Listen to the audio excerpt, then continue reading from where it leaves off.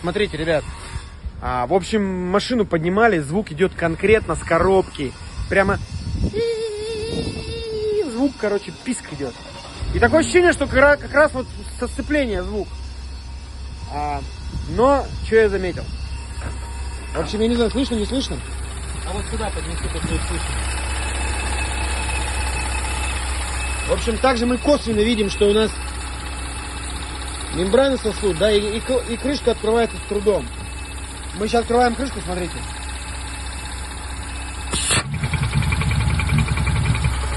Писк пошел.